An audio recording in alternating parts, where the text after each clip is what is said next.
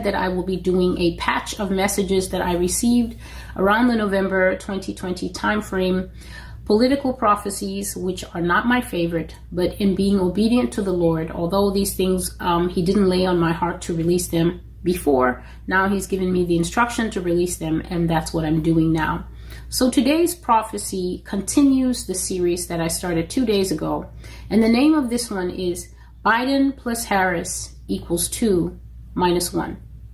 I got this over a series of days, and I would put that series of days between November 7th and November 12th of 2020. So if you would recall, this was during the time period that the votes were still being counted. Voting day was November 3rd. We woke up on November 4th, no winner. 5th, 6th, 7th, 8th, 9th, 10th, 11th, no winner. So this was the time period that the Lord was speaking to me. The banner scripture for today is, "Surely the Lord God will do nothing, but he revealeth his secrets unto his servants, the prophets." Amos 3 and verse 7. So I continue to share these things from my prophecy archives. And as I was writing this one, so as I was basically transcribing this one from my journal onto an electronic format, the Lord sort of interrupted the writing. And this is what he said to me: "Celestial, tell them this message from me." So there is another prophecy inside this prophecy. And it goes as follows: "Tell America that her changes will fall like hammer blows, each one worse and heavier than the last. I will beat out the dents in her armor. I will make her smooth with repentance. I will hammer hard-heartedness out of her. Turtle-backed nation, hard-hearted nation, thou wicked. The cries of the innocents rise to me from your borders. Your cries of repentance will mingle with theirs in due season, but they will be too late. Even now your nation is defiant, saying that you will be great. You will never be great. Prepare for hammer blows, fast and rapid changes like a roller coaster, out of control. Many of you will be flung off. You will not be able to keep up with your own media telling you about one more change after another. You voted for change, America. Now watch your changes change you." Correspondent Laura Barone-Lopez in Washington for more on those calls for President Biden to drop out of the race. Laura, what's been the Biden campaign's response to all of this? I asked a senior Biden advisor about all these calls today, Jeff, and they texted back saying he is the nominee of the Democratic Party and plans to win in November. The campaign is not budging on this, Jeff. And Deputy Campaign Manager Quentin Fulks in Milwaukee today said that they are not considering any scenario where President Biden is not at the top of the ticket. Laura. I don't want to be rude, but I do not know how many more times we can answer that. I don't want to be rude, but I do not know how many more times we can answer that. Joe Biden has said he is running for president of the United States. Our campaign is moving forward with drawing a vision and a contrast between that of Project 2025 and what we have seen for the past 3 days here in Milwaukee.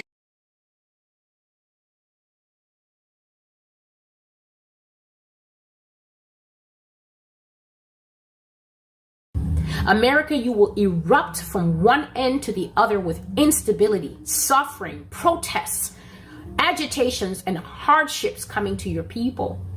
And after that comes an oppressive rule. You will also find that in the prophecy, no more grace. God said that America will regret her choice. Twists and turns are coming to you like the soapies and dramas you love so much. Plot twists galore. How will you keep up? How will you know what's next? A surprising year is ahead.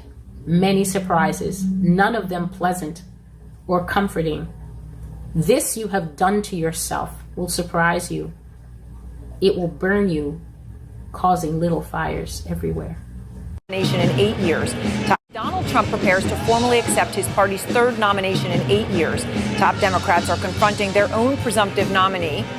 with growing concerns over his candidacy. And, there's sort of a drumbeat here, and it's getting louder and louder. According to the New York Times, sources close to President Biden say he's beginning to accept he might have to leave the race and that it wouldn't be a surprise if he made an announcement soon endorsing Vice President Kamala Harris.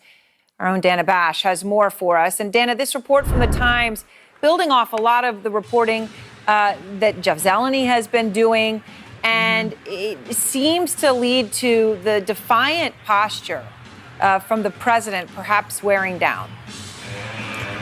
Perhaps.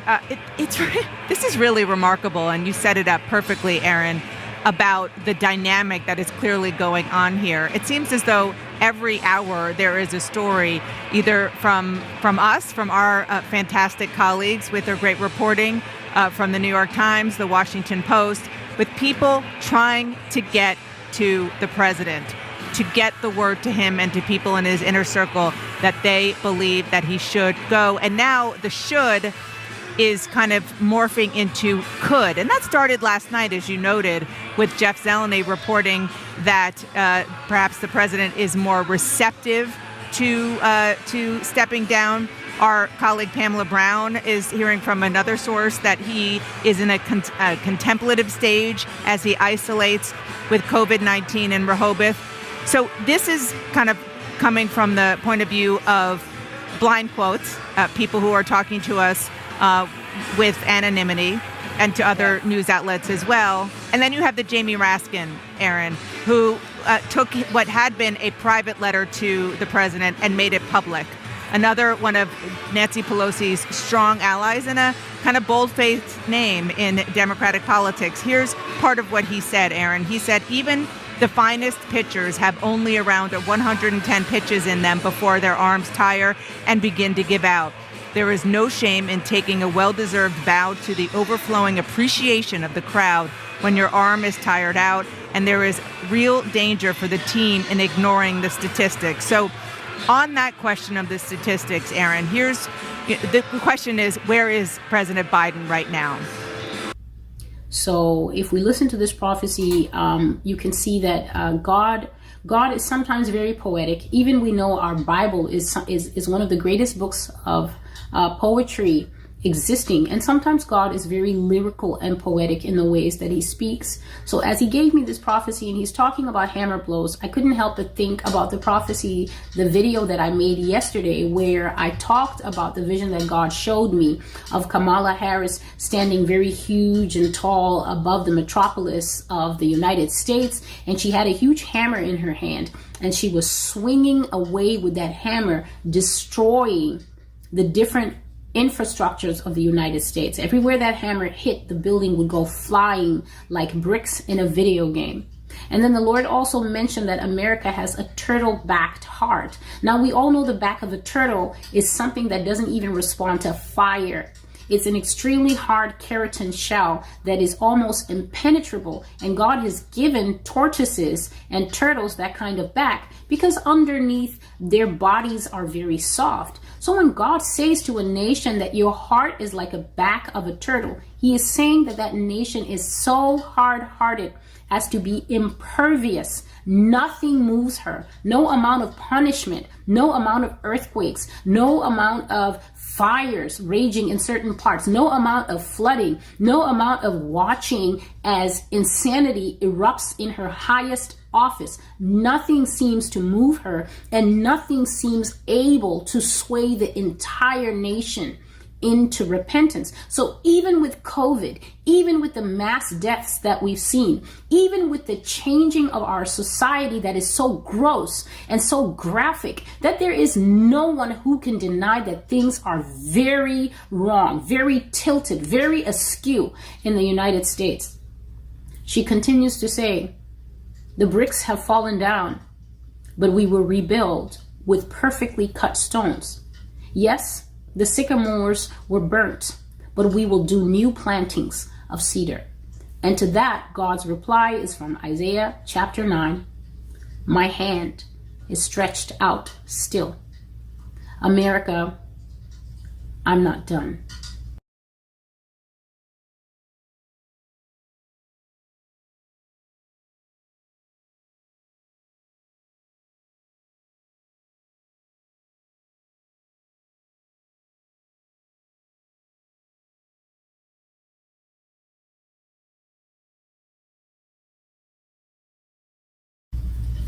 So let's go into the prophecy for today. Around the 4th or the 5th, right? So this would be a day or 2 days after I had the dream where the Lord spoke to me, and I saw that Kamala Harris was standing in the dream, and she was saying, I, Kamala Harris, am the President of the United States. This is November 3rd, the night of. This is November 3rd, the day I received the prophecy, no more grace. So November 4th, I then saw the huge Kamala Harris with the hammer. So around the 4th or the 5th, God was still explaining to me the ways that this election was going. And it was very early on in the race, and we hadn't yet even caught on how long the vote counting process would be. Yet here was the Lord telling me that Joe Biden would already be the winner. And then he said that Joe Biden would be retired. So I asked, Lord, what do you mean retired? And the Lord didn't answer me. So as I went about my day, I got to thinking, what does the word retire mean? And retirement, we see it all the time with the famous, famous actors, or we see it a lot more in the NBA and the NFL. We're the greats and the legends who have had awesome careers come out, and with their own mouths, they say that they are stepping back from a sport that they have been chosen for. It's been their job, it's been their vocation, it's been their profession, it's brought them fame and catapulted many of them out of anonymity to great and global fame. They then come out and say, I will no longer be doing this job. I will no longer be playing golf. I will no longer be swimming or taking part in the Olympics. I'm no longer being a basketball player. I'm retiring. To retire means to step back from something, to step down from something that you've been appointed to do. Also, when we see corruption in the United States, there's always a wave of retirement that follows, because that way you get to keep your retirement package and not go to jail. So I thought about that. And I also thought how the word retire can be used as a verb. When you use retire as a verb, it means that you're setting something aside that's obsolete. It's old, it's no longer useful, it no longer can perform its function or serve its purpose. So you put it aside. Later on in the day, I said again to the Lord, Lord, what do you mean retired? And this time I got an answer. He said that Biden will be retired. Joe Biden will exit stage left, and Kamala Harris will take the White House with the Obamas by her side. Now, this is the second time that I'm saying that she would take the office, and that Barack and Michelle Obama, who once held that office for 2 consecutive terms, will be by her side. Now, I don't know if she's going to be inaugurated with them standing by her side. The feeling that I got from this is that the Obamas will be very, very close, influential to this presidency. So as God was speaking to me and telling me that Biden will exit stage left, I saw a vision. And in that vision, I saw Joe Biden in a wheelchair. He looked very frail, and you could see he looked really, really old and spaced out. He looked confused, like he didn't know where he was. He looked spaced out. And as I watched, a big bulky man like security, he quickly moved forward and he covered Joe Biden's knees with a woolly blanket, right? So he covered the man's knees with a blanket, and he tucked the blanket in securely around his knees. And then he turned left and he wheeled him off a stage. And as he was wheeling him off on one end, Kamala Harris walked on stage from the other end. She had a mask on, and she was doing that two-handed, this is my moment wave. So she was doing that two-handed wave, and there was a whole crowd of very excited supporters cheering her, and she was very well received, with wild excitement. And that's what I saw. So a few days later, the Lord is still speaking to me, still working on my understanding. And he says to me, Celestial, Joe Biden will be declared medically incompetent in a very short time after he takes office. Now, I can't speak to how long a short time is, so I won't claim that. I just know that the Lord said that it will happen so fast, right? It will happen so fast, and they will waste no time in declaring him unfit and making the transition, the exchange of power. He said she'll be in office so fast that it will be clear to everyone that he was only used as a familiar face to secure the vote and the ticket. And many Democrats will feel tricked because this is not what they want. It's not what they expected. It's not what they voted for, and they will feel deceived. Overnight, President Biden landing in Delaware after testing positive for COVID, being helped into the SUV before putting on a mask. Earlier in Nevada, the president not wearing a mask, saying, "I'm good," and giving a thumbs up as he slowly boarded Air Force One. The COVID diagnosis comes as questions mount over the president's ability to serve another 4 years. In an interview this week, the president said the only thing that would make him reevaluate staying in the race. If I had some medical condition that emerged, if the doctors came to me and said, "You got this problem, that problem." Pressure may be growing from the most powerful Democrats on Capitol Hill, among them former House Speaker Nancy Pelosi. According to CNN, citing multiple sources, Pelosi privately told President Biden polling shows he cannot defeat Donald Trump, and that the president could destroy Democrats' chances of winning the House in November. A Pelosi spokesperson would only confirm to NBC she has not spoken to President Biden since Friday. Meanwhile, in a meeting with the president Saturday, Senate Majority Leader Chuck Schumer also shared recent polling data showing Biden trailing Trump in what two sources familiar with the meeting called a blunt conversation. Schumer's office saying Leader Schumer conveyed the views of his caucus directly to President Biden. But just 2 days after that meeting with Schumer, the president staying the course. Look, 14 million people voted for me to be the nominee in the Democratic Party. Okay? I listen to them. While President Biden is increasingly irritated with his critics, his discussions with aides has also shifted to be mindful of the damage to his legacy, according to two close allies. Before the COVID diagnosis, NBC News learning there's a sense among some aides that there could be, quote, a willingness to reassess if a major development shook up the race. Some Republicans have said they want President Biden as an opponent, but former President Trump's team says he's ready for anything. Is Joe Biden your preferred opponent? We really don't care, Savannah, whether it's Joe Biden, Kamala Harris, or another candidate. We are prepared to deliver Donald Trump a victory on November 5th. And President Biden's campaign has already experienced a major slowdown in funding after the debate. And concerns continue about it drying up as these powerful lawmakers ramp up the pressure. As for the COVID diagnosis, President Biden last tested positive in 2022, twice. The White House says he'll continue to carry out all of his duties as he self-isolates. Savannah? All right, Gabe, thank you. Hey, thanks for watching. Don't miss the Today Show every weekday at 11 a.m. Eastern, 8 Pacific on our streaming channel. We have 1,000 trillionaires in America. Billionaires in America. And what's happening? They're in a situation where they, in fact, pay 8.2% in taxes. If they just paid 24%, 25%, either one of those numbers, they'd raise $500 billion, I should say, in a 10-year period. We'd be able to wipe out his debt. We'd be able to help make sure that all those things we need to do, child care, elder care, making sure that we continue to strengthen our health care system, making sure that we're able to make every single solitary person eligible for what I've been able to do with the with the COVID, with dealing with everything we have to do with, look, if we finally beat Medicare. Thank you, President Biden. President Trump? Well, he's right. He did beat Medicare. He beat it to death, and he's destroying Medicare. This one is called the Brick Breaker Game. The Brick Breaker Game. And it's dated November 4th, 2020. So this is what I received during the day. The banner scripture is this. As for my people, children are their oppressors, and women rule over them. O my people, they that lead thee cause thee to err, and destroy the ways of thy paths. So in this post, I was just ruminating on something that the Lord pointed out to me.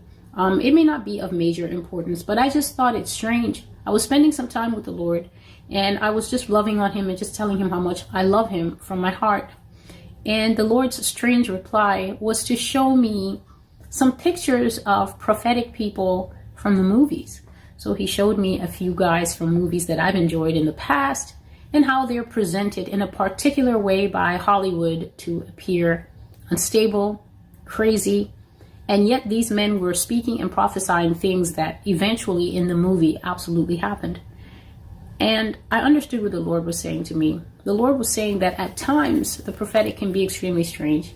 And at times he can call upon a messenger to bring out things that when you hear it, your heart and your soul tell you this can never be. I said earlier in this video that I'm quite used to people telling me that the things that the Lord gives me to say, not for my own personal knowledge, but things that he gives me to proclaim publicly, always makes people say, that can never happen. We have safeguards against that. In fact, our Constitution says this and that. That can never happen. And yet, as the years have passed, I'm sitting here and I'm watching God remove the boundaries of this sacred space called that can never happen. I watch as things do happen and keep happening, and they will keep happening because God said that they will. He is God, and he is greater than the thoughts, the minds, the plans, and even the purposes of man. So God showed me that at times the prophetic voice will be mocked, it will be dismissed, it will be seen as highly improbable. This can never happen. And yet God says that no matter what happens, and no matter what they call you, Celestial, I'm with you. And I think the unspoken part of that, it will happen. So I thought, oh, okay, so that's what it will be. They will use a medical platform or a medical pretext to get him out of the public eye. And this is how she will take office. So right as God said that the Democrats who voted for Biden will feel tricked because it's not the outcome that they expected, I saw another vision. It was a vision of a man and his wife, and they were eating dinner at those little tables that you put in front of you at the couch, matching tables. You can sometimes get one for the husband and the wife, or one for you and all the kids, and then the family sits and watches TV.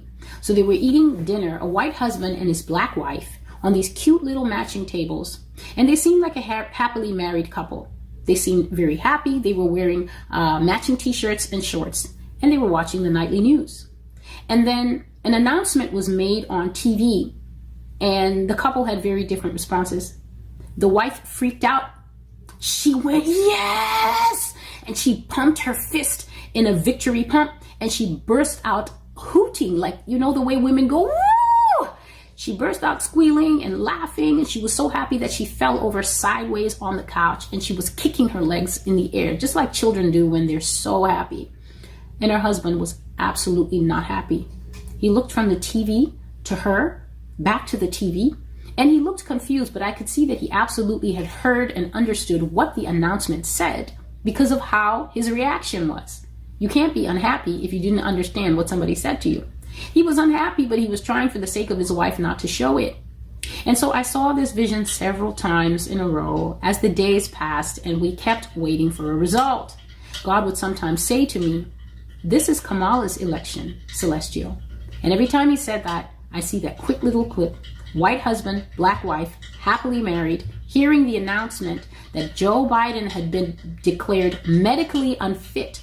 And the phrase that they used is, has to retire from public life, will be retiring from public life.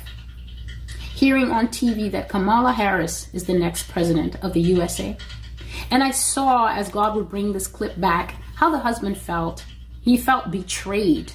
He felt confused, and he felt very uneasy. But none of those emotions were directed at his wife. So he wasn't feeling those things towards his spouse. He was feeling those things towards the political party that had led him to vote in such a way and then given him a looped outcome that he didn't expect. And God showed me, as this thing would come, God would sometimes bring greater depth. So God showed me into the man's heart. I saw that he felt betrayed. He felt deceived by his party, and he could not accept this decision. I saw that in his heart was this insistent and this constant repetition as he would watch the unfolding news.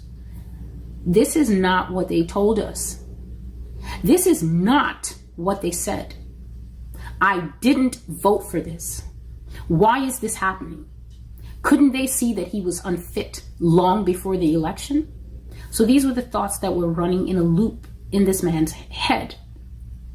To talk more about those 8 White House visits by the Parkinson's expert, I'm joined tonight by Dr. Tom Pitts. He's a quadruple board-certified neurologist. He sees patients with Parkinson's all the time. He diagnoses it. I want to be completely transparent here. You've never examined President Biden. From my knowledge, you've never even spoken yet to President Biden. Been in the same room as and we're just going to use what we have so far, which is what we've seen, the president's interviews, and the information coming out of the White House. Sure. So my first question to you is, as somebody who's a neurologist, what you've seen from the president over the last 2 years, what you saw at the debate, the last few interviews, the way he speaks, the way maybe he walks, have you noticed anything that gives you a red flag as a doctor? Oh, yeah, I see him 20 times a day in clinic. I mean, it's ironic because he has just such classic features of neurodegeneration. I mean, word finding difficulties, and that's not, I couldn't find the word. That's from degeneration of the word retrieval area. He's also overcome stuttering, though. Could that be part of that, too? No, this is not a palatal issue or a speech discrepancy, which is very different from a lemmonode dysfunction, actual word retrieval, where you pick a similar question or talk around the issue, plus the rigidity, monotone voice. Wait, go back to that, the rigidity. What do you mean? Rigidity, loss of arm swing, standing up lordically. You notice when he turns, it's kind of en bloc turning. It's not a quick turn. So that's one of the hallmarks of Parkinsonism is rigidity and bradykinesia, slow movement. And he has that hallmark, especially with the low voice that said was a cold, hypophonia. A small monotone voice like this over time is a hallmark of Parkinsonism. I could have diagnosed him from across the mall. Here are some of the symptoms from Parkinson's. We just had him up there on the screen. If we can put him back.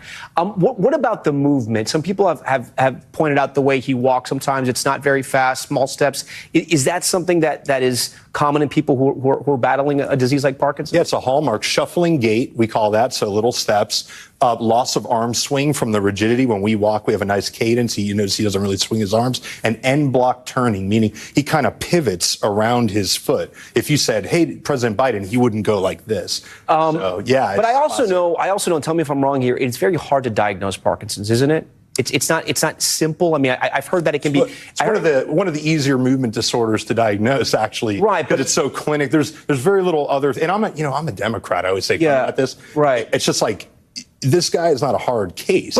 After a wide-ranging news conference in which he demonstrated a firm grasp of key policies, President Biden seemed to reassure some of his supporters. But he has one of the best minds that I've ever been around. But the event didn't squash all doubts about his ability to run for and serve as president, with verbal flubs still making headlines. Vice President Trump. In the past, the quote-unquote bad moments were viewed as gaffes. Fast forward to now, and it's a very different thing. Many geriatricians who have seen videos of the president say Biden is simply showing normal signs of aging and not necessarily cognitive decline. I just got to pace myself a little more. But following his poor performance in last month's debate, a WSJ poll found that 80% of voters nationwide now say Biden is too old to run for a second term. A concern that Biden and the White House are pushing back on. He is as sharp as ever. Here's a look at footage of Biden now versus a few years ago, and why many recent moments are raising concerns. Even before he took office, President Biden's age was under scrutiny. But today, his every move is under a microscope. From his expressions to his speech. She knows so long as she was 9. To his ability to recall words and finish thoughts. Look, if we finally beat Medicare. Biden's inner circle has kept a tight rein on his unscripted appearances to try and limit these kinds of moments. But let's look at a recent interview and one from the beginning of his term. In a 2021 sit-down with ABC News, he appeared to follow questions with an attentive expression, and he was quick with his responses. Your top military advisors warned against withdrawing on this timeline. They wanted you to keep about 2,500 troops. No, they didn't. It was split. That wasn't true. In a similar setting this month after the debate, Biden at times listened with an open mouth and appeared softer spoken and slower to respond. What I want to get at is, what were you experiencing as you were going through the debate? Did you know how badly it was going? Yeah, look, the whole way I prepared, nobody's fault, mine. Nobody's fault but mine. I prepared what I usually would do, sitting down, as I did come back with foreign leaders or the National Security Council, for explicit detail. And I realized about partway through that You know, I get quoted, the New York Times had me down at 10 points before the debate, 9 now, or whatever the hell it is. Lawmakers, Democratic strategists who saw that interview did not find it to be something that, eased their mind at all about Biden's acuity. He will lose his train of thought, sort of not infrequently, and has some trouble kind of grasping for words. He tends to mumble, and so he's not very audible. And then at times he'll just sort of cut himself off. President Biden has acknowledged his age. I don't walk as easy as I used to. I don't speak as smoothly as I used to. I don't debate as well as I used to. But I know what I do know. I know how to tell the truth. He has also had several stronger moments this year, like his State of the Union address. I know it may not look like it, but I've been around a while. But critics say his performance in unscripted moments has become harder to follow. For example, here's Biden discussing the Trump administration's handling of COVID in 2021. The circumstance relating to how the administration was handling COVID was even more dire than we thought. The Trump administration. The Trump administration. We thought they indicated there was a lot more vaccine available, and it didn't turn out to be the case. And here's Biden in 2024 talking about Trump and COVID again. He's, the way he managed the end of his last year when we were dealing with COVID, 1 million people died. He'd tell people to inject bleach, that may do it. In recent months, Biden's struggle to recall names and words has also caused concern. For example, he introduced President Zelensky of Ukraine as... Ladies and gentlemen, President Putin. President Putin. He's going to beat President Putin. President Zelensky. In June, he appeared to momentarily forget the name of a cabinet member. To all the members of Congress and Homeland Security Secretary, I'm not sure I'm going to introduce you all the way. But all kidding aside, Secretary Mayorkas. Then, according to a White House transcript, Biden repeatedly referred to France as Italy while speaking at a campaign reception a few weeks ago. And in his debate with Trump, several of Biden's answers confused the audience. Do you support any legal limits on how late a woman should be able to terminate a pregnancy? I supported Roe v. Wade, which had 3 trimesters. The first time is between the woman and the doctor. Second time is between the doctor and an extreme situation. The third time is between the doctor, between the woman and the state. The White House has said the debate was simply a bad night and has maintained that Biden is on top of his game. He's on fire. He's ready to go. The sort of instinct is to just not give an inch here. Now, Biden himself has shifted since the debate. Those explanations, and the problem the White House has, is once you start giving any ground, those explanations start to raise new questions. The White House has also pushed back on claims about Biden, quote, freezing and needing to be escorted. While Biden has frequently walked with others at engagements, he made headlines at a recent fundraiser when, after waving to the crowd, he stood still for several seconds and then was led off stage by former President Obama. President Obama's office put out a statement, so I would refer you to that statement about what was being accused in those by others, and he said this did not happen in the sense of what people were saying they were seeing. But the host of that fundraiser, actor George Clooney, wrote an opinion piece saying that the Joe Biden on stage was not even the Joe Biden of 2020, and he called for the president to step aside. While signs of Biden's aging have prompted many American voters to say he's too old to run again, Biden has refused to drop out of the race. There's so much we can do still, and I'm determined to get it done. And for now, several Democrats are publicly standing by him. As I've said before, I'm with Joe. But some are calling for him to step aside, and others are pushing him to reconsider. This race is on a trajectory that is very worrisome if you care about the future of this country. I don't think anyone wanted to see the spectacle at the debate, but we can't unsee that now. If you're a Democrat, the risks of him staying on the ticket is that the Democratic Party loses the White House, but he also brings down Democrats who are in frontline competitive races in both the House and the Senate. If you're Joe Biden, you've spent 50 years trying to get this job, and he and other Democrats think that he has done a really good job at it. So for Biden to give it up psychologically is a very difficult thing to do. But I can guarantee you there are Democrats who are thinking about it and plotting it out right now in case that is a possibility, in case the president decides that he should not stand for re-election.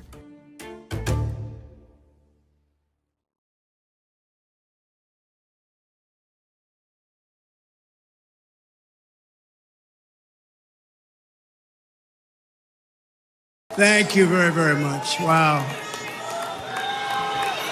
And thank you, Dana. Thank you, Kid Rock, sometimes referred to as Bob. And thank you, Lee, right from the beginning. Thank you very much. What a talent. What a beautiful, beautiful song. Thank you. Friends, delegates, and fellow citizens, I stand before you this evening with a message of confidence, strength, and hope. 4 months from now, we will have an incredible victory, and we will begin the 4 greatest years in the history of our country. Together, we will launch a new era of safety, prosperity, and freedom for citizens of every race, religion, color, and creed. The discord and division in our society must be healed. We must heal it quickly. As Americans, we are bound together by a single fate and a shared destiny. We rise together or we fall apart. I am running to be president for all of America, not half of America, because there is no victory in winning for half of America. So tonight, with faith and devotion, I proudly accept your nomination for President of the United States. Thank you.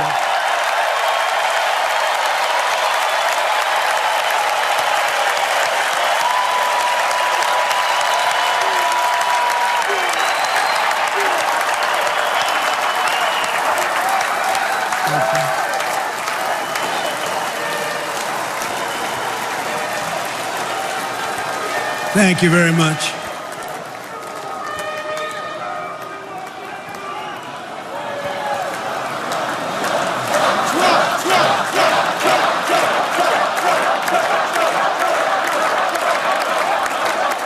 Thank you very much. And we will do it right. Gonna do it right. Let me begin this evening by expressing my gratitude to the American people for your outpouring of love and support following the assassination attempt at my rally on Saturday.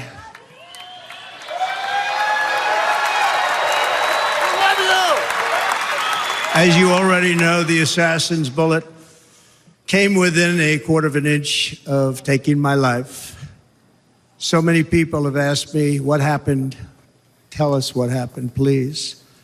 And therefore, I will tell you exactly what happened, and you'll never hear it from me a second time because it's actually too painful to tell.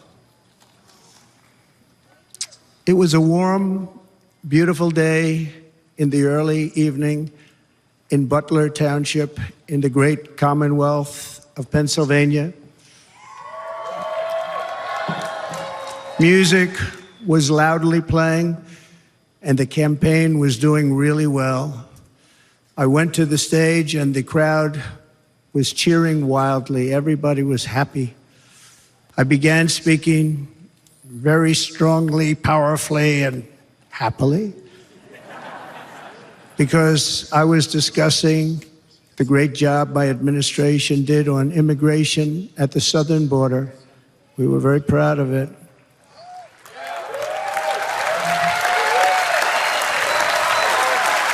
Behind me and to the right was a large screen that was displaying a chart of border crossings under my leadership. The numbers were absolutely amazing. In order to see the chart, I started to, like this, turn to my right and was ready to begin a little bit further turn, which I'm very lucky I didn't do, when I heard a loud whizzing sound and felt something hit me really, really hard on my right ear. I said to myself, wow, what was that? It can only be a bullet. And moved my right hand to my ear, brought it down. My hand was covered with blood, just absolutely blood all over the place. I immediately knew it was very serious, that we were under attack, and in one movement proceeded to drop to the ground. Bullets were continuing to fly as very brave Secret Service agents rushed to the stage, and they really did. They rushed to the stage.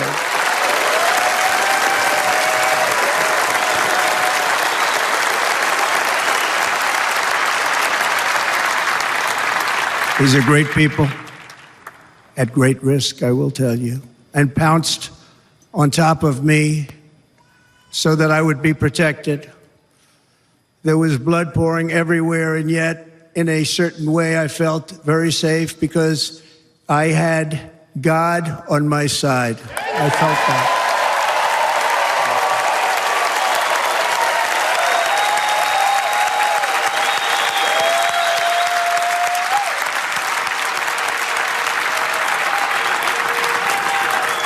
The amazing thing is that prior to the shot, if I had not moved my head at that very last instant, the assassin's bullet would have perfectly hit its mark, and I would not be here tonight. We would not be together. The most incredible aspect of what took place on that terrible evening in the fading sun was actually seen later. In almost all cases, as you probably know, and when even a single bullet is fired, just a single bullet, and we had many bullets that were being fired, crowds run for the exits or stampede, but not in this case. It's very unusual.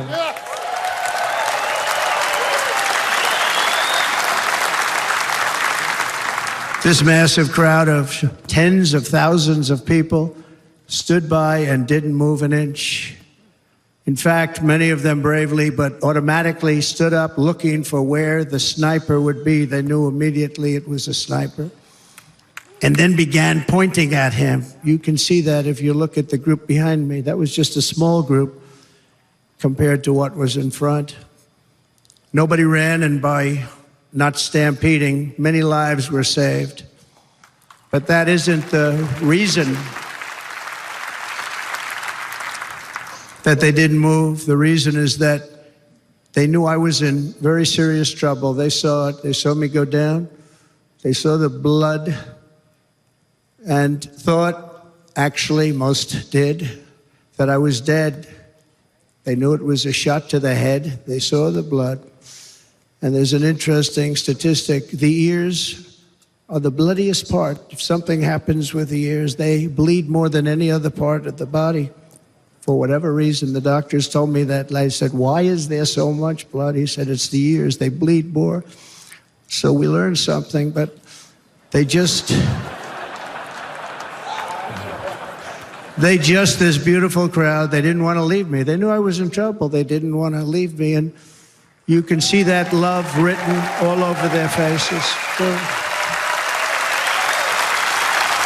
Incredible people.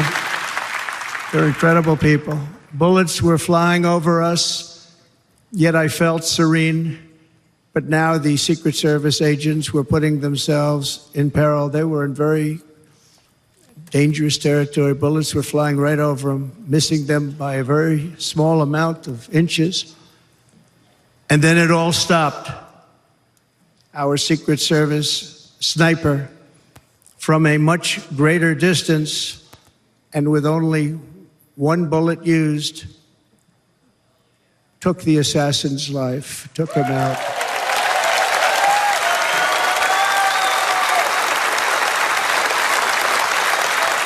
I'm not supposed to be here tonight. Not supposed to be here. Yes, you are. Yes, you are.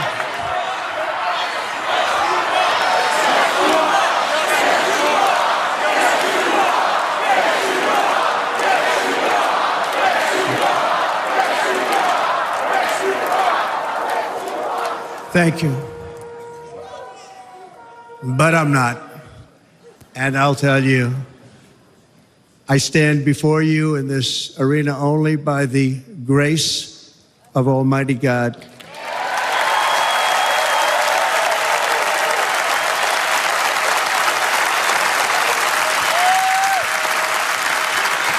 In watching the reports over the last few days, many people say it was a providential moment.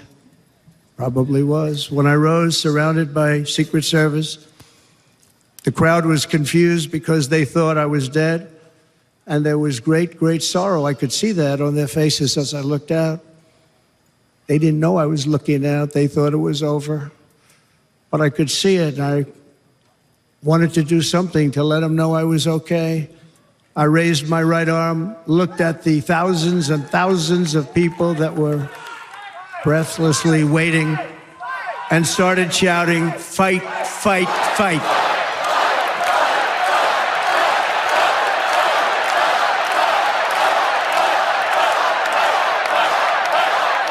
Thank you. Once my clenched fist went up, and it was high into the air. You've all seen that. The crowd realized I was okay and roared with pride for our country like no crowd I have ever heard before. Never heard anything like it. For the rest of my life, I will be grateful for the love shown by that giant audience of patriots that stood bravely on that fateful evening in Pennsylvania. Tragically, the shooter claimed the life of one of our fellow Americans, Corey Comparator. Unbelievable person, everybody tells me. Unbelievable. And seriously wounded, two other great